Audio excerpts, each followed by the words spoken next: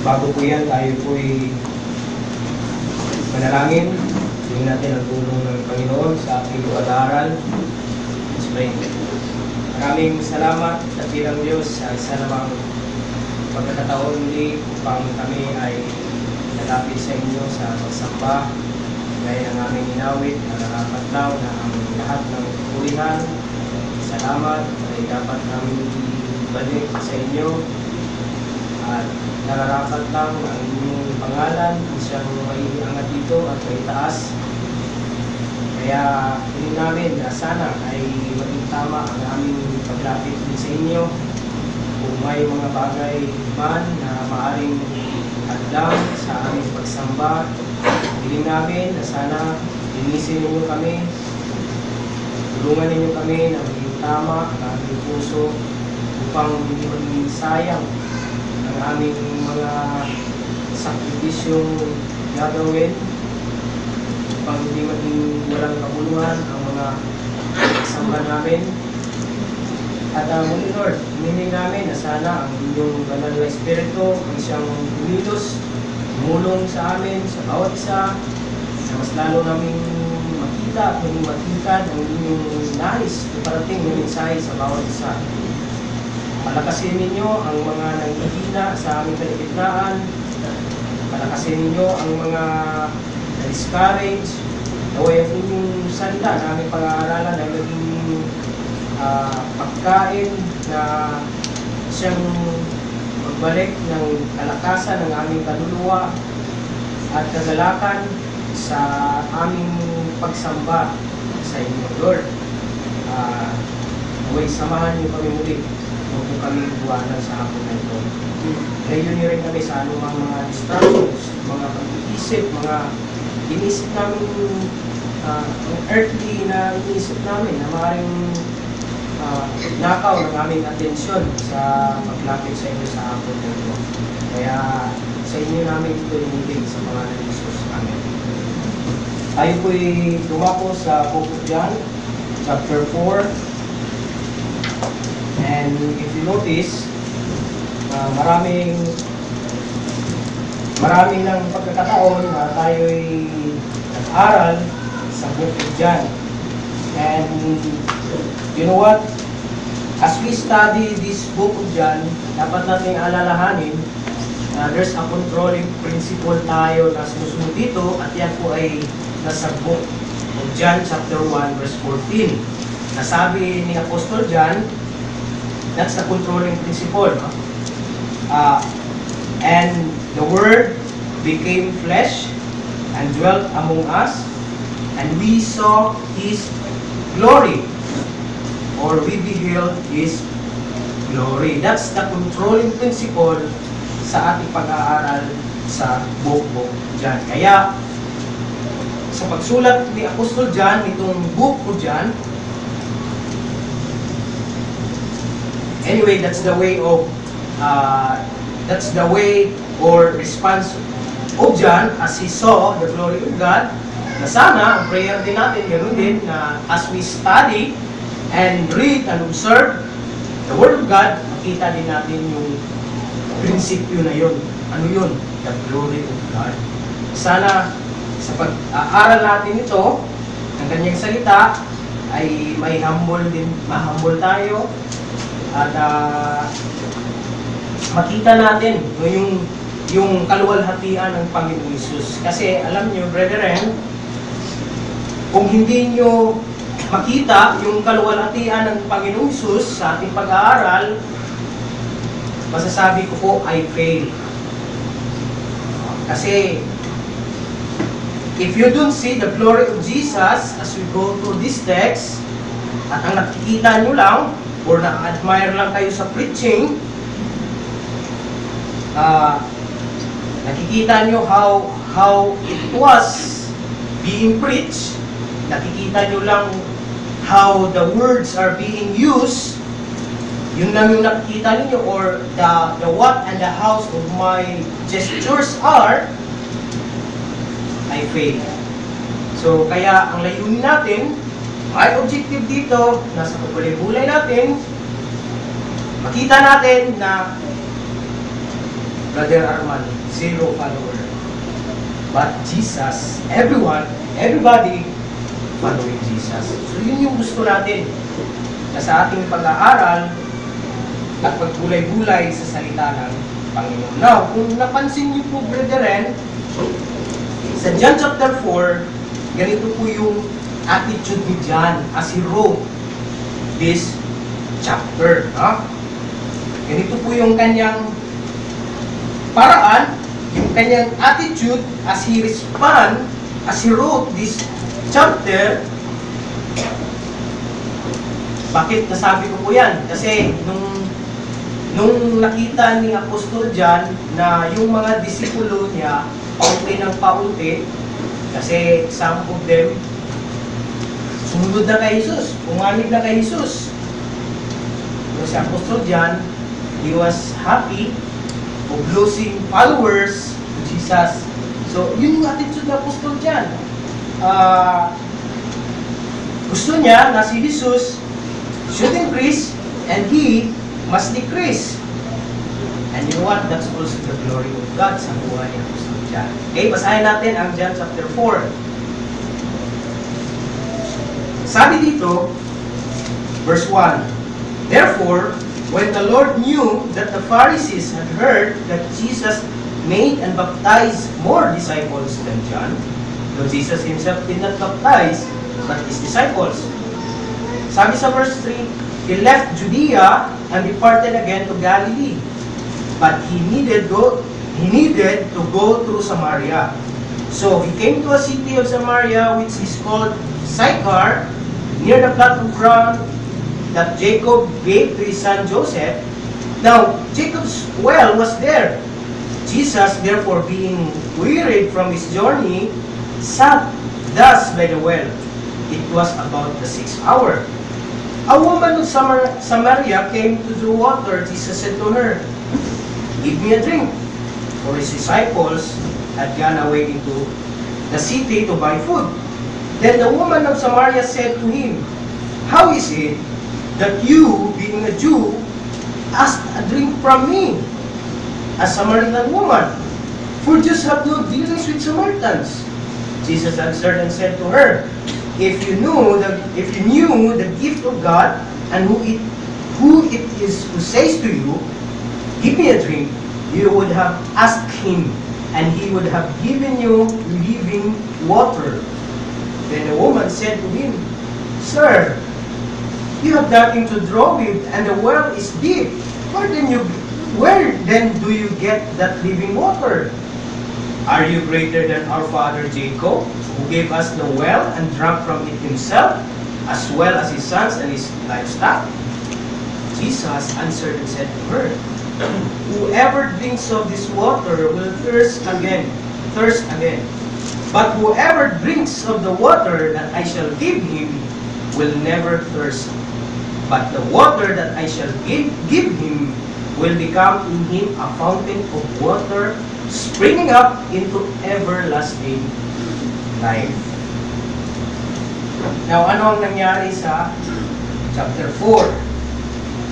Prior to chapter 4, nakita natin na God, Jesus, in His sovereignty, He allowed a man named Nicodemus to talk with Him. Diba? Sa chapter 3, nakita natin, He allowed Nicodemus to talk with Him with things that matters.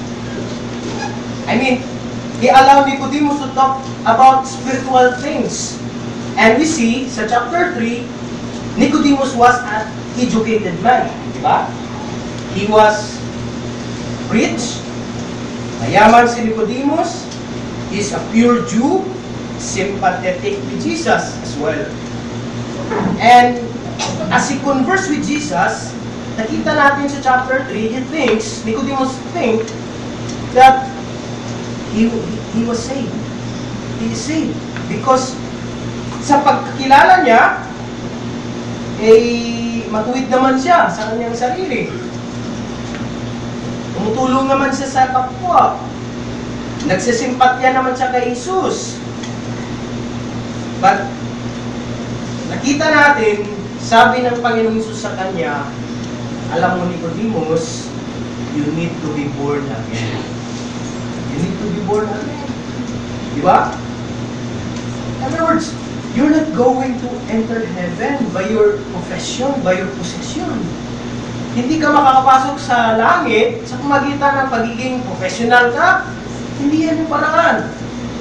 Teacher ka, hindi yan paraan. Para ikaw ay tanggapin sa langit. Because, sabi ng Panginoong Hesus, salvation is a gift of God. You cannot give birth to yourself. It has to be coming from the Holy Spirit if you're gonna see or enter the kingdom of God. At yan ang pinakita ni Jesus kay Nicodemus. Even though, na hindi yan naunawaan ni Nicodemus nung una, but nakita natin sa chapter 3 na nireveal din ito ng Panginoon sa kanya. Binuksan ng Panginoon kanyang puso. And you know what? Nicodemus got saved. At yan po ang nangyayari, same thing ang nangyayari sa chapter 4.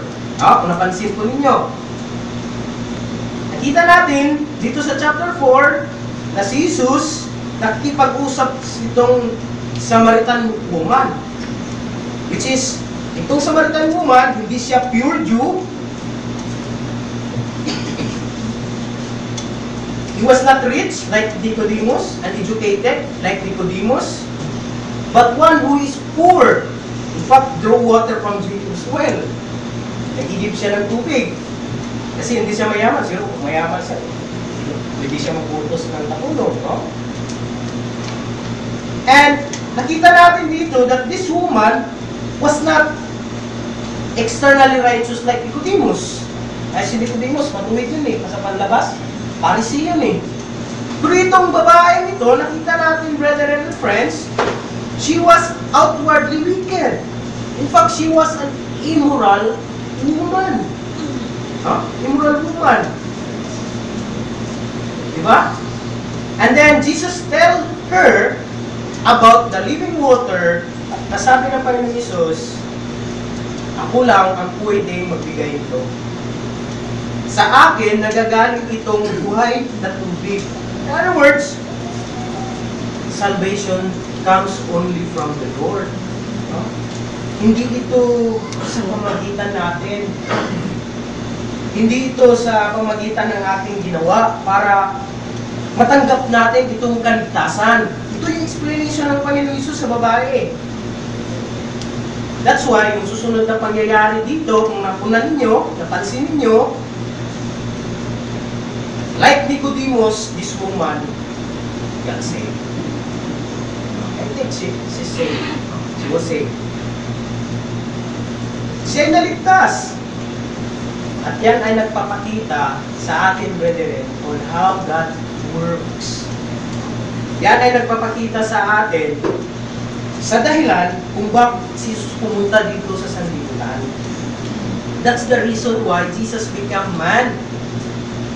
He became man.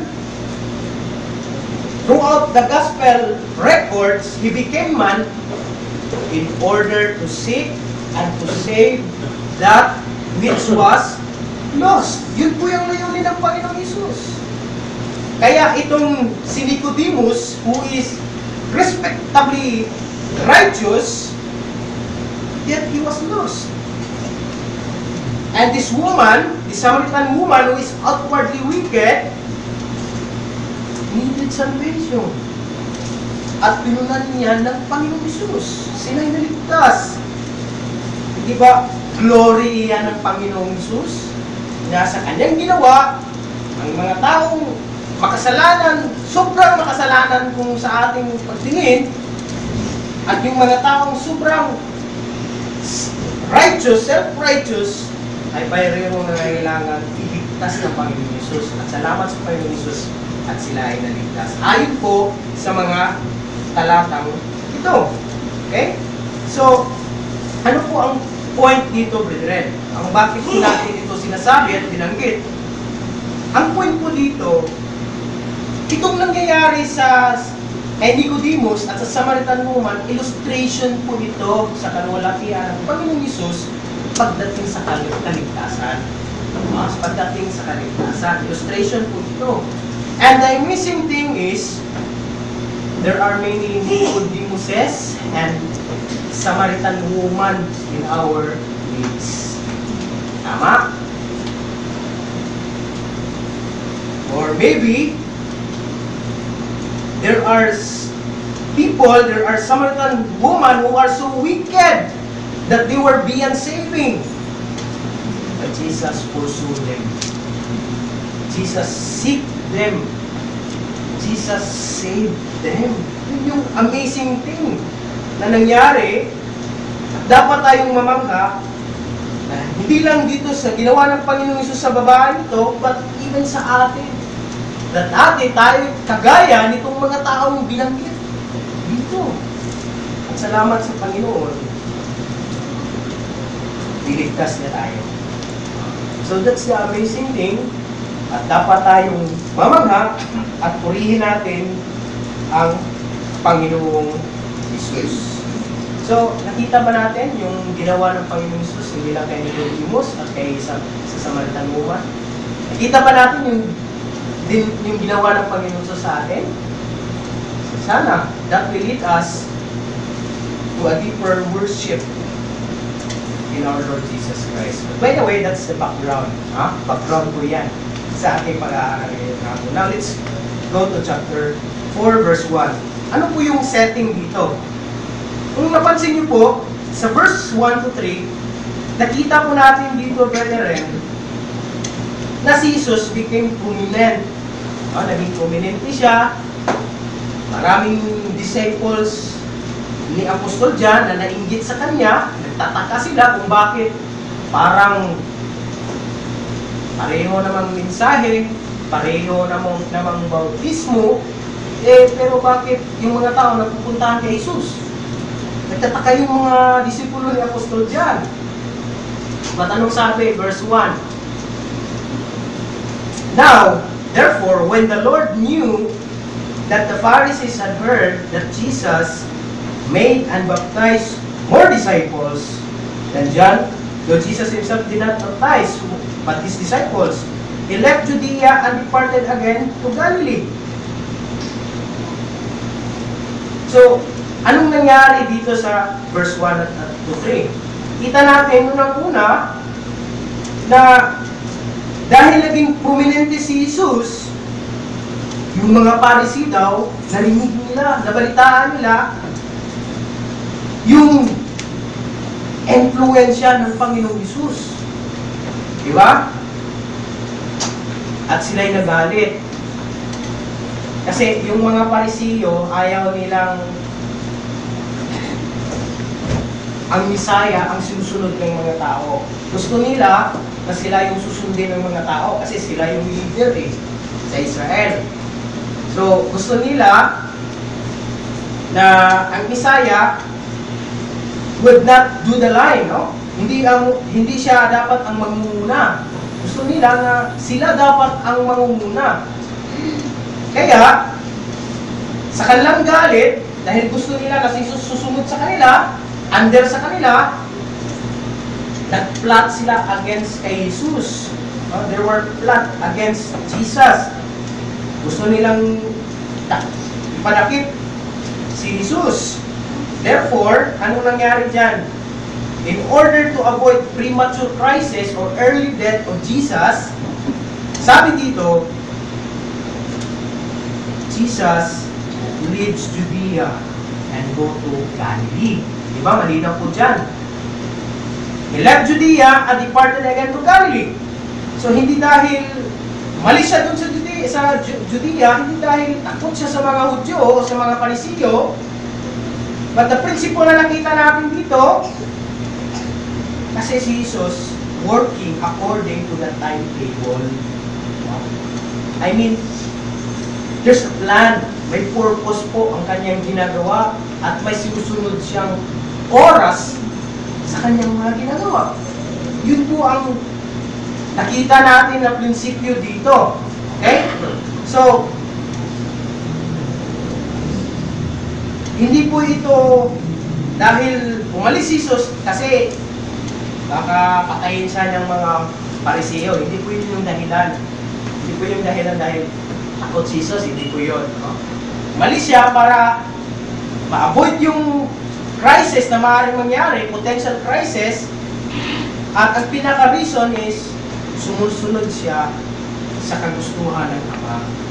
So, nagpapasakop ang Panginoong Hesus maging sa kanyang obedience, sa kanyang pagsunod, sa kanyang paggawa ng kagustuhan ng Diyos Ama. Diba? Ano po yung sabi ng John chapter 10?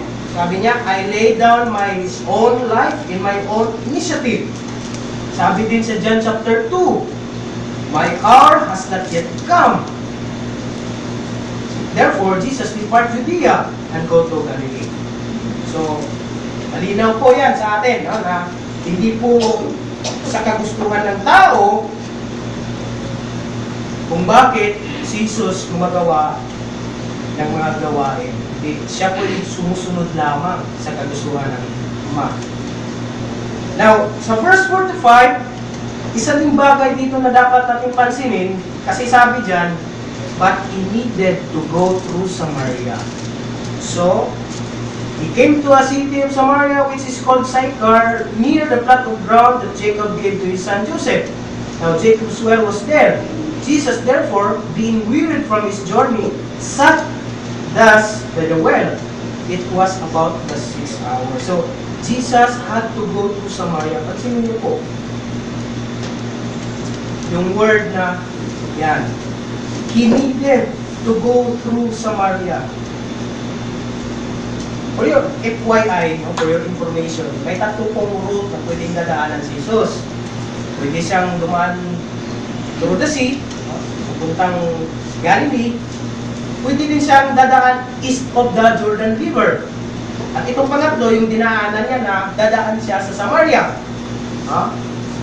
At yun po yung tatlong ruta na maaari niyang dadaanan. Pero ang tanong is, bakit talaga sinabi dito sa verse 4 that he needed to pass Samaria? You know the reason, brethren? Because that word is a word of purpose. Meaning, hindi yan kagaya sa ating mga flight. Hindi yan kagaya sa ating mga lakad. Ako minsan, nakabase lang doon kung anong available na flight. Kung minsan, kukuha tayo ng ticket sa aeroplano. Tingin tayo sa mga available na flight doon. Kahit hindi tutugma doon sa schedule, sige, kunin na lang natin kasi mas mababa kaysa isang flight doon at tamang-tama sa schedule natin sana sa ating mga appointment. So, pwedeng na iiba yung ano natin yung flight natin. According, dependent tayo. Dependent tayo kung anong available na flight. Di ba? Pero itong si Jesus, yung lakad niya sa Samaria, sa Galilee, ay may purpose po yan. May purpose po, brethren. And the purpose is, hindi po yan aksidente. Hindi po yan coincident na karamihan na naniniwala sa coincident, no? Karamihan nagsasabi, ano lang yan, by chance, nagkita sila. Hindi. Itong pagkikipagtakbo ng Panginoong Hesus sa babae, ay pinalo talaga yan ng Panginoong Hesus. It's not a chance encounter. Kasi there was a plan, there was a purpose. And that purpose was restated over and over again, sabi ko nga kanina, sa whole gospel records that Jesus, He became man to seek and to save that which was lost. So, walang coincident, walang chance encounter, walang by chance na nangyari sa buhay ng Panginoong Hesus kasi everything minano ng Panginoong Hesus. Okay? And then, nakita natin yung perfect timing of Jesus para sa kaligtasan nitong babae. Sa verse 6, now Jacob's well was there. Jesus therefore, being wearied from his journey, sat thus, sabi dyan, by the well. And it was about the 6th hour. Pansinin nyo, it was the 6th hour. For your information, sa mga Hudyo, to the Jews, they mean it 12 noon, 12 o'clock. Pero para sa mga Romans, para sa kanila, itong oras na ito is 6 p.m. So, madilim na, kumbaga, no? So, that's why we probably decide na 12 noon ito. Pero anong point po? Bakit naman, sa bilis o sa hina o sa takbo sa bagal ng lakad ng Panginoong Hesus at ng kanyang mga disciples, bakit tugma at tamang-tama talaga dun sa oras na dumating sila sa well na kung saan yung babae magsasalok ng tubig. No? Coincident ba yan? Coincident ba yan? Chance ba yan? No! Kasi nakita natin na everything na nangyari sa Panginoong Hesus, sa kanyang ginagawa according to purpose. Diba? According to purpose, may plano siya sa likod nitong lahat. Nakita natin, yung plano na yan, yung oras na kung saan dumating sila doon, ay binanggit sa verse 7 and following. Oh. Dito na nakikita natin yung second part of this text, yung conversation or exchange of Jesus and the woman. So, verse 7, sabi dyan, Jesus' request. Ano ba yung request ng Panginoong Hesus? Excuse me, pwede bang maghingi ng tubig? Di ba ganun yung request ng Panginoong Hesus? Di ba kayo nagugulat, brethren, na yung si Jesus knows all, He has been given all of the Spirit, He has been given all things, I mean, Panginoon siya. Hindi tayo equal sa Kanya. Kontrolado niya ang lahat, may makapangyarihan siya, He is superior to all, yet, nakakagulat in this occasion. Kasi, Jesus became weary, siya po'y napagod, siya po'y nauhaw, pakihingi ng tubig. So, bakit ganun? Diyos, na naging nangyaring nauhaw, napagod. Kasi alam naman po natin, na siya po'y naging katulad natin. Diba? Siya po'y naging tao, kagaya natin, na nakakaranas ng pagkauhaw, pagkapagod. These are the evidences of humanity. Diba? Kaya, si Jesus, nauhaw at napagod. Pero, ano po yung comfort dito? Ano po yung mensahe? Ano pong point? Kung ganun, si Jesus ay napagod, kung tayo ay napagod from day-to-day work, kung tayo po'y napagod from fighting trials and temptations, you get weary from enduring sickness, matagal na, sakit, diyan pa rin, hindi maalis-alis, pagod na tayo, brethren, ang comfort dito po, ganito, you're not alone. You're not alone. Because Jesus too had experience na mapagod, magutom, manghina, and the comfort is, hindi lang niya tayo tutulungan, but He can fully understand us. Why? Because, sabi ko nga, He fully experienced it. Kaya kung may kinakausap ako dito, na pagod na, alam niya pagod na sa kanyang kalooban, pero hindi niya lang pinakakita sa labas na pagod na siya, ang comfort po ng Panginoong Hesus, you can unload it to Him. Pwede mong ibuhos lahat sa Kanya. Kasi, He can fully understand you. Naiintindihan ka ng Panginoong Hesus. tutulungan ka ng Panginoong Jesus kasi naranasan niya rin ang mga ganito kahinaan. Okay? So, that's the comfort. And then sa verse 8, hindi ko na sana ito banggitin, pero kailangan, for his disciples had gone away into the city to buy food. Nagbili naman ng tinapay. Kailangan ko bang banggitin? Nagbili na ng tinapay sa bakery? Yes, kailangan kong banggitin kasi there are three questions akong ni-raise dito. Una, kita natin si Jesus,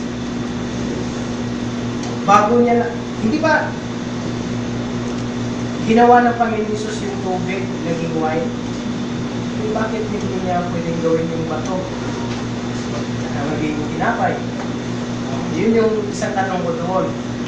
And then, bakit niya pang utusan yung mga disciples na bumili na kaya niya namang gumawa ng bato na tinapay? And then, bakit hindi na lang si Jesus sumama sa mga disciples para magbili sa market? Kasi Samaria ito eh. Kung alam nyo kasi, yung Samaria at saka yung mga Hudyo, may ano yun, may gap yan, no? May mga pag-aaway, mga resentment yan. Pero hindi niya sinamahan. But he sent them to the market to buy food. Okay? And then, thirdly, bakit inutusan niya ang mga disciples sa oras na yon na ang babae magsasalong ng tubig? Siguro, maybe, gusto niyang makikipag-usap heart to heart sa babae, no? It's a public place. And maybe yung mga disciples disturbo. Usap ka kasi may pag-aaway nangyari sa mga Samaritano at sa mga Hudyo. Siguro, yun yung mga dahilan na pag-uusap. Pero, that's what the setting, no? That's the request ng Panginoong Hesus. Pero, tingnan niyo po yung verse 9. Nakita natin dito yung hesitation ng babae. Then the woman of Samaria said to him, "How is it that you, being a Jew, ask a drink from me, a Samaritan woman? For a Jew have no dealings with Samaritans." So, literally, yung mga Hudyo brethren, they don't use utensils of the Samaritans. Ayaw nilang gumamit ng mga namang bagay galing sa mga Samaritano. Yun talaga yung mga Hudyo, yung galing nila. And for your information, sa history, dati kasi, ito yung history, na yung Israel, ay isang bansa lang. Pero during the time of Solomon, ang nangyari kasi, God judged Israel at umantong ito sa division, nagkaroon ng Northern Kingdom at saka Southern Kingdom. Diba? Yun yung history. And after the division, there arose Rehoboam and Jeroboam. Sila yung naging unang mga hari sa divided kingdom na ito. At ngayon, nagkaroon ng judgment sa Northern Kingdom. Ang nangyari, inatake ng Assyria, halos nawala yung Northern Kingdom. At may mga naiwan namang mga Hudyo doon, kaya nagkaroon din ng mga intermarriages sa mga ibang lahi, ibang bansa. Kaya yun, lumusot yung Samaritan. Ha? So, ang ibig kong sabihin, itong mga Samaritano ay hindi po sila pure na Hudyo. May halo na yung kanilang dugo. So, from that point, doon na nagkakaroon ng matinding biguaan sa bansa ito at sa mga Hudyo. Kasi yung mga Hudyo, ugali din nila na mataas yung pagpili nila sa sarili. Hindi naman ito discrimination, no? Pero yun yung isa kasing mark sa kanila eh. Kapag tinitingnan lang kasi yung mga ibang bansa, masahit ni Hudyo, na mababa kaysa kanila. So, grabe talaga ang kanilang pagtingin sa kanilang sarili. Ang mga Hudyo, kadalasan, they were racist. Racist sila. So, ayaw nilang sumimpon sa ibang rasa. Naalala ko yung sinabi ni Pastor Steve sa amin, sa Amerika. Yung mga Hudyo doon, yung community ng mga Hudyo, ayaw daw makipag-fellowship sa mga whites. Kasi pag tingin nila, dogs. So, yan talaga yung katotohanan. Diba? Kaya ang nangyari, titingnan natin yung John chapter 8 verse 4. Ano po yung sinabi doon? Tingnan po natin. Ito yung mga typical example po, brethren, na pinapahayag sa atin ay kung anong nagiging ugali nitong mga Hudyo. Verse 8:4. They said to him, "Teacher, this woman was caught in adultery in the very act." 40.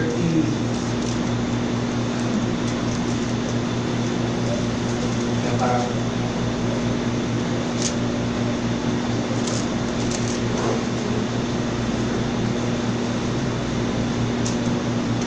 dyan tayo sa ibang text. Luke chapter 9 verse 51 to 53. Luke chapter 9.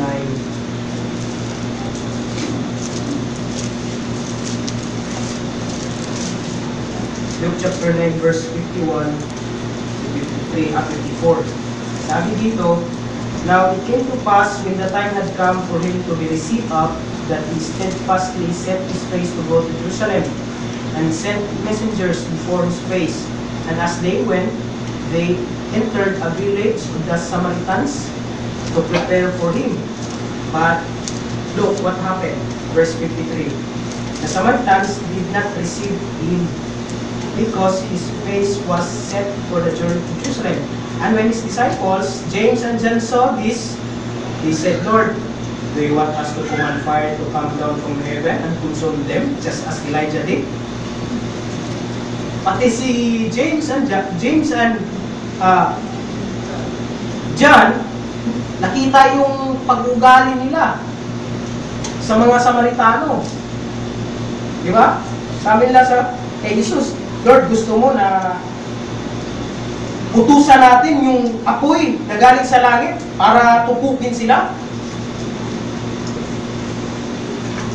Kita niyo rin yung sa loobin, itong mga Hudyo, maging mga disipulo ng Panginoon Jesus, ng mga Hudyo, dun sa mga Samaritano.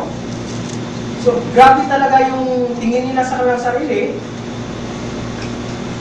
Grabe yung pagtingin nila na sila'y diniling ng Diyos, pinaburan ng Panginoon. Ganun yung pagkilala nila, kaya naging mayabang sa kanilang pagtingin na sila'y better than others. Pero buti na lang kasi kahit ganun pa man, kita natin, brethren, na si Jesus was not a racist. Hindi siya, wala siyang pinapanigan na rasa or lahi. Diba? Buti na lang na ang Panginoong Hesus natin naging mabuting halimbawa na hindi siya pumipili ng lahi para kung sabi niya, bigyan niya ng kaligtasan ng kanyang biyaya. So salamat sa Panginoon. Is that get your attention na yung mga disciples ng Panginoong Hesus ay pag-ibig talaga yung nila, yung tingin nila sa kanilang sarili kumpara sa ibang tao. Pero ang Panginoong Hesus ay naging mabuting bawa sa atin lahat. So, ang tanong sa atin, how the Samaritan woman know that Jesus was a Jew? Paano? Sa tingin nyo, paano po nalaman ng babae na si Jesus ay isang Hudyo? Hindi kaya sa accent? Paano nyo nalalaman na ako'y Ilonggo? Dahil sa accent? Maybe. Kasi kaiba talaga yung accent ng Hudyo at saka ng mga Samaritano, may pagkakaiba kasi. Kaya sabi ng woman, "You, Jew, Why do you ask for a drink? Just don't drink with the same glasses that we drink from. Hindi pwede yan. Kaiba tayo. Yun yung sabi ng Babae. and the sad thing is, nangyayari yan, hindi sa ating society ngayon. Diba? Hindi sa ating paligid. Sa ating lipunan. Maraming discrimination na nangyayari. Maraming mga pangyayari. Lumalabas itong tinatawag na sin of racism or racial superiority. Bakit? Because that's part of human's depravity. That's part of human's heart depravity. Depraved tayo, makasalanan tayo. And maybe you want to experience racial superiority, ethnic cleansing sa ibang bansa, bullying, discrimination, racism. That happens again. Happens sa ating lipunan. So, that's why the woman said, "You're gonna ask me for a drink?" Nagkamali ka yata, Jesus. Nagkamali ka yata, sir. Sa hinihingan mo ng tubig. Hindi pwede. I mean, you are a Jew and I'm a Samaritan. Now, sa verse 10, binanggit din dyan, sabi dyan, Jesus answered and said to her. So, pansinin niyo yung sagot ng Panginoong Hesus.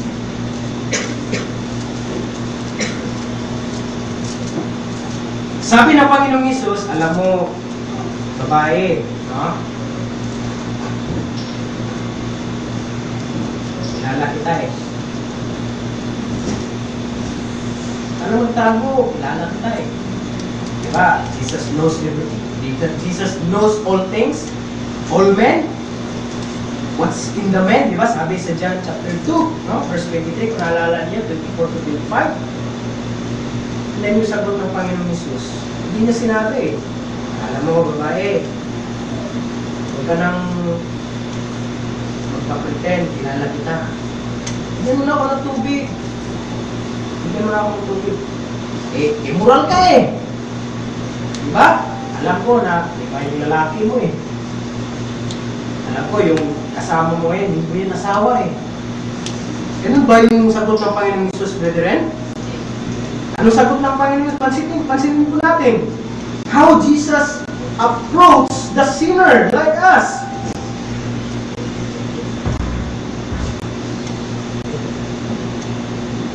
Sinagot ng Panginoong Hesus, sabi sa verse 10, if you knew the gift of God and who it is who says to you, give me a drink, you would have asked him and he would have given you living water. Jesus answered her with gentleness. Sinagot siya ng Panginoong Hesus na may kababaang loob, na may pagmamahal. Jesus answered her wisely, prudent in his choice of words. Ganyan sinagot ng Panginoong Hesus itong babaeng makasalanan. Diba? In other words, itong phrase na, if you know me and the gift of God, that's another way of saying, alam mo, hindi talaga ako ang nanghihingi ng tubig sa iyo eh. Alam mo, ikaw talaga ang nanghihingi ng tubig sa akin. If you knew me. Diba? You have been the one to ask. You're really the one who is thirsty. Ikaw ang nangangailangan. Ikaw talaga ang nauuhaw. You have a greater thirst than I have. I'm just only experiencing physical thirst. But it's you really have a deep thirst. Kaya kung kilala mo lang ako, ikaw talaga ang magbibigay dito sa akin. So, you get the point, brother, no? So, that give us a lesson. Ano po yung lesson na dapat natin pansin?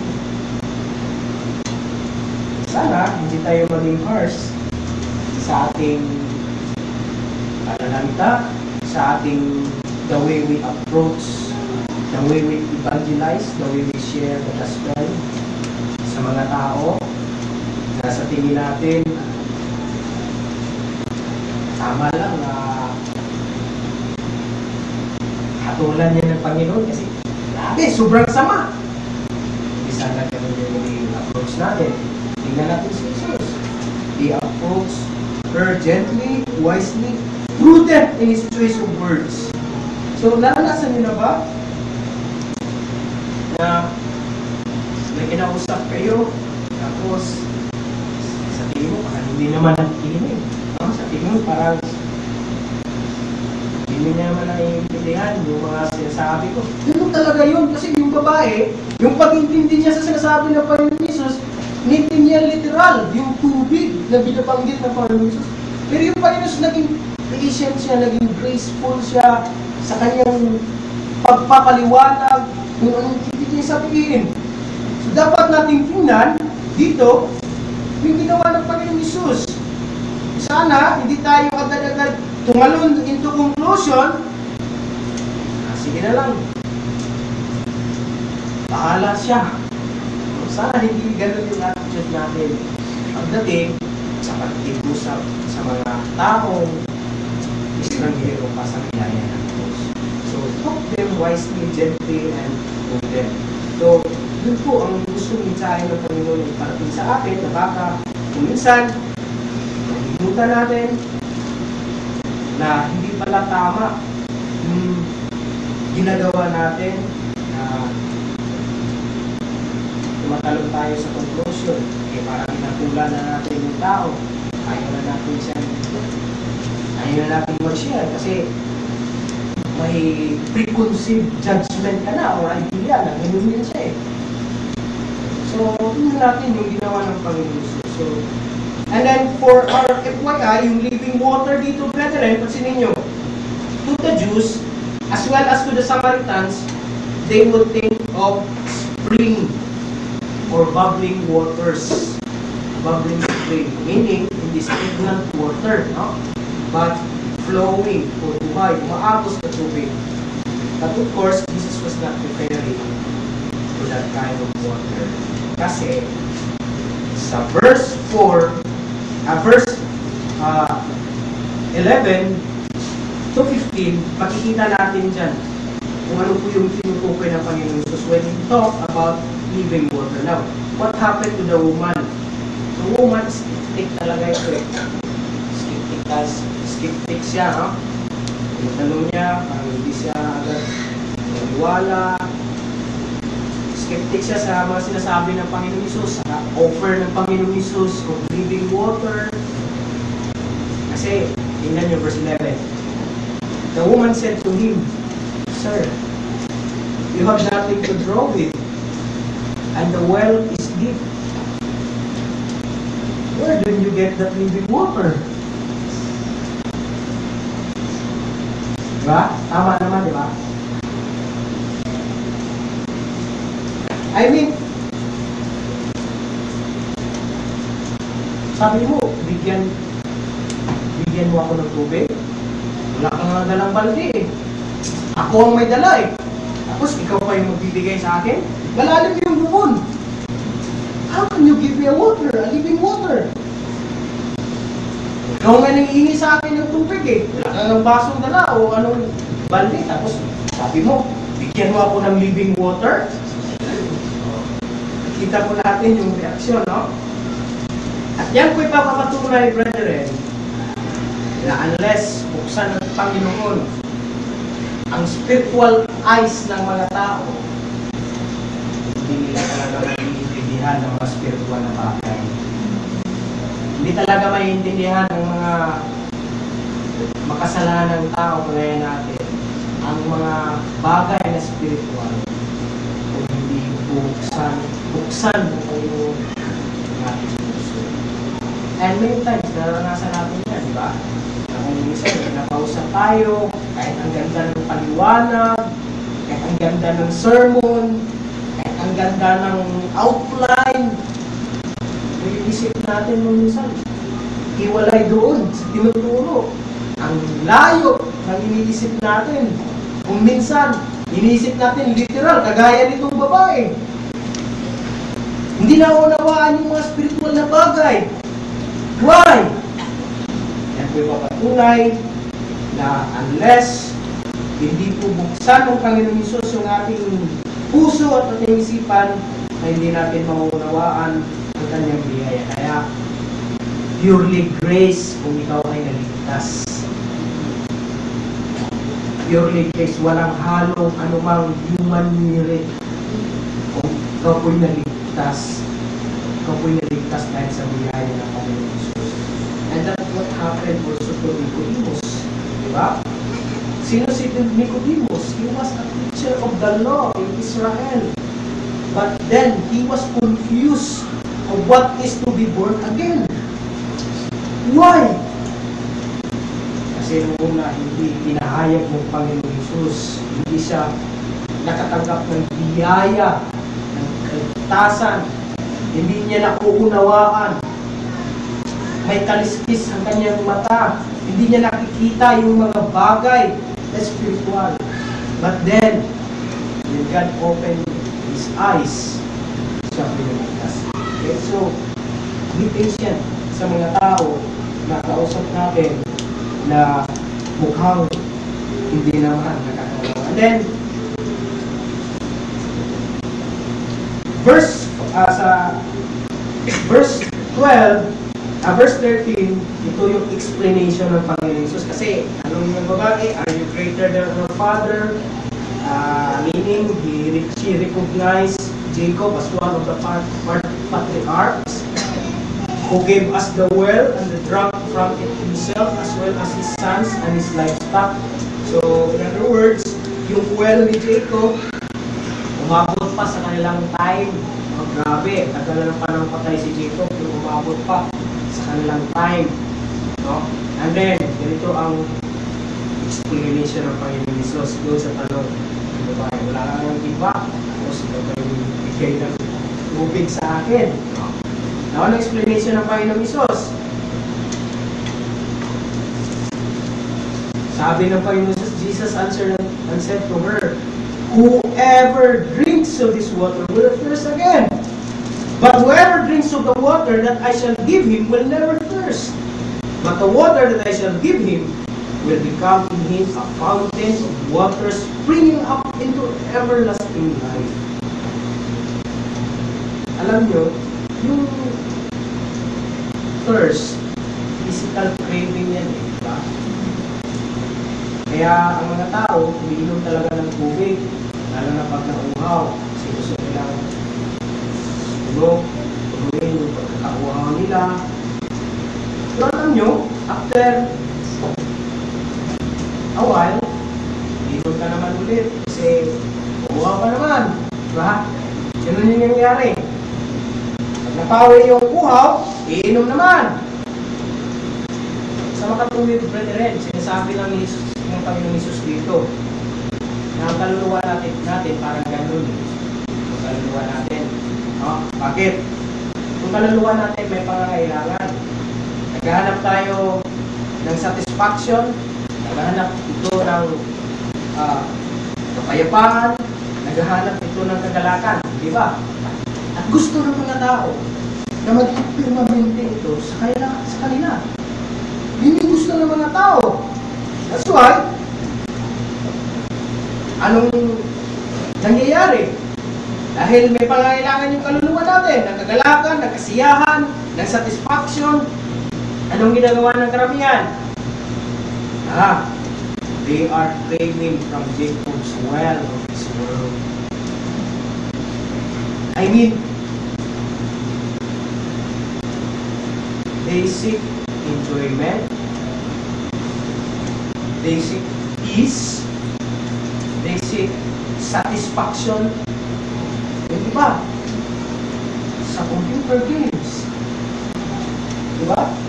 Yung iba, they seek peace, joy, satisfaction sa money, sa material thing,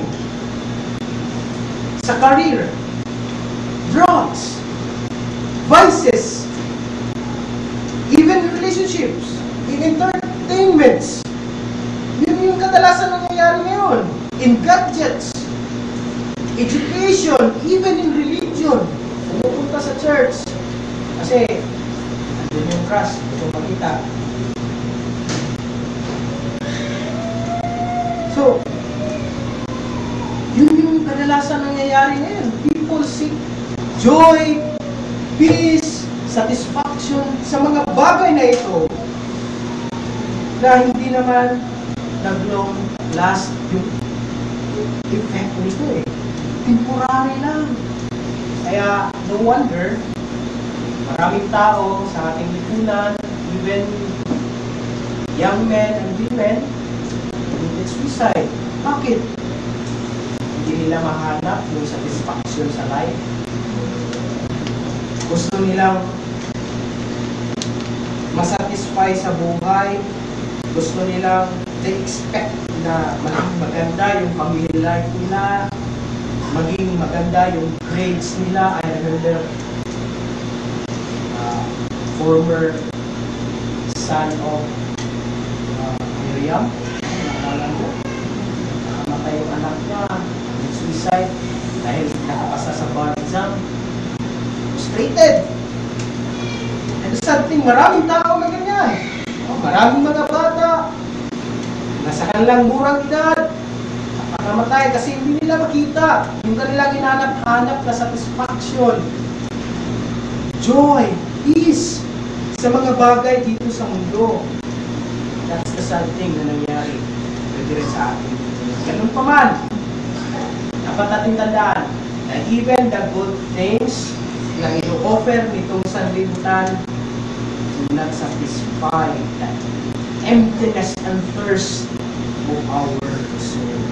Maaaring maiwasan lang, pansamantala lang, like medicine, na maaaring i-cure yung pain temporarily, yung symptoms ng disease temporarily, but after niyan, babalik naman ulit, iinom ka naman.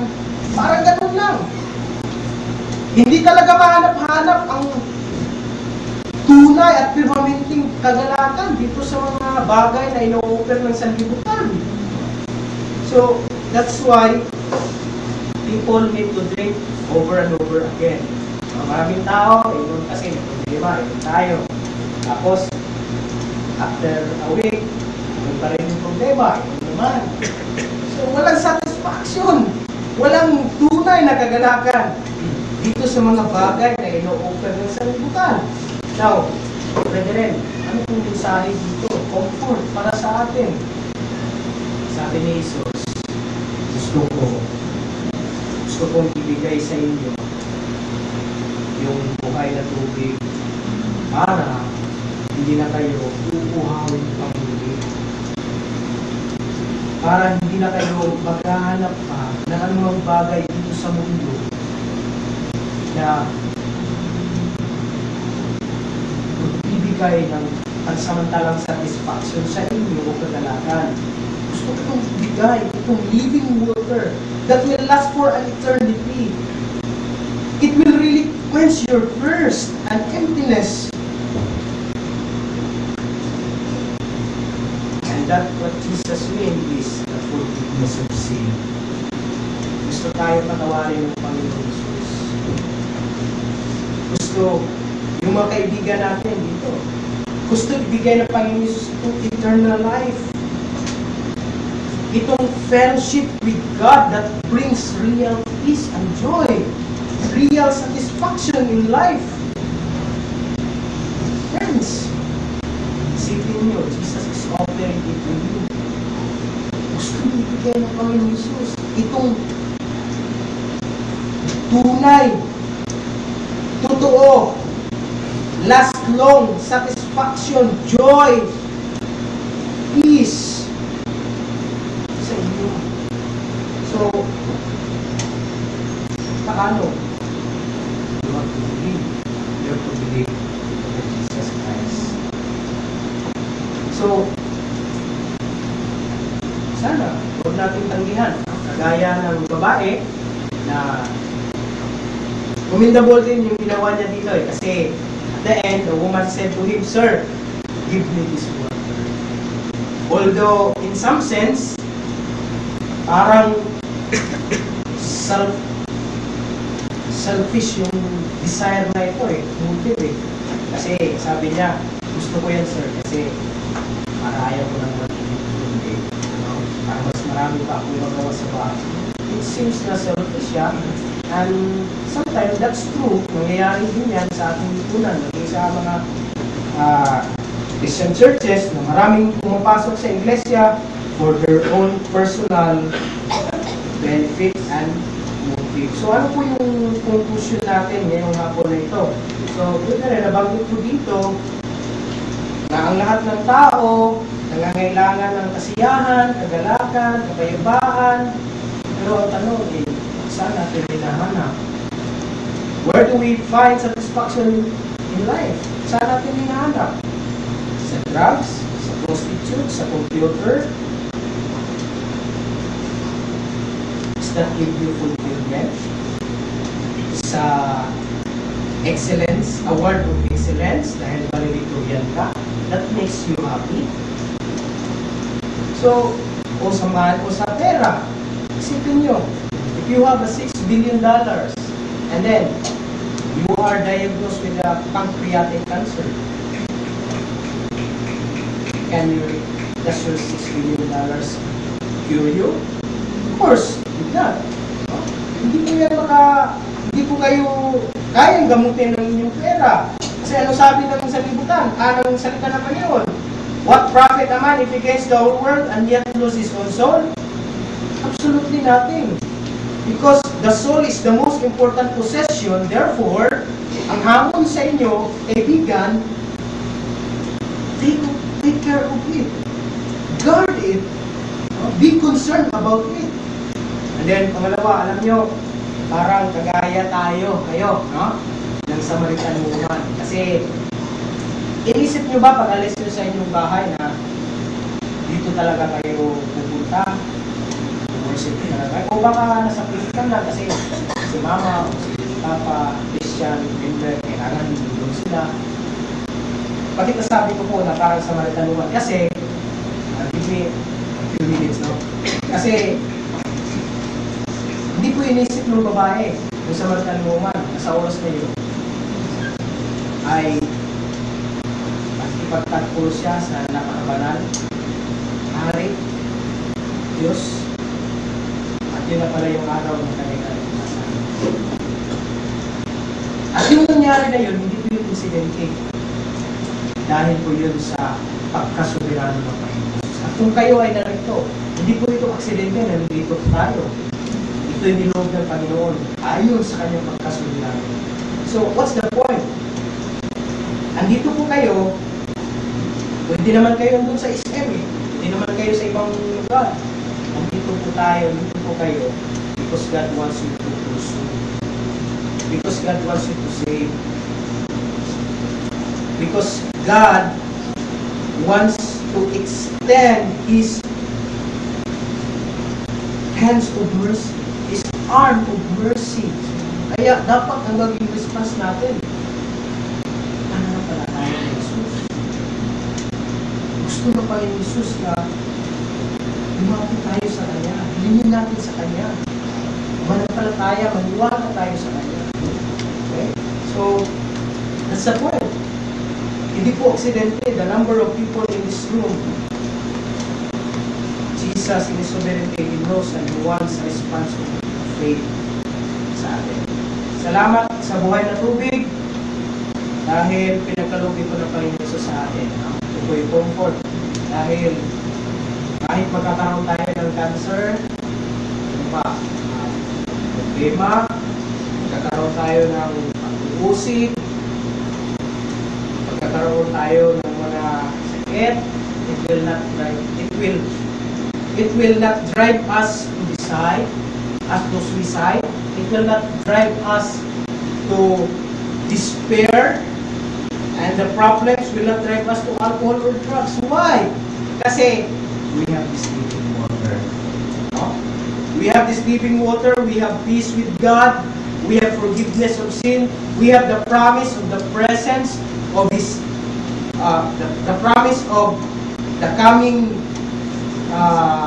Lord and King. So, huwag tayong manghina. Kasi, sabi pa nga nila, Christians are the most blessed person in the world. Even many of them don't have money. But they were blessed. Why? Because we have a living water that satisfies the deepest craving of our soul, and then it will last forever. So, salamat sa Panginoon sa living water na binigay niya sa amin. So, let's pray.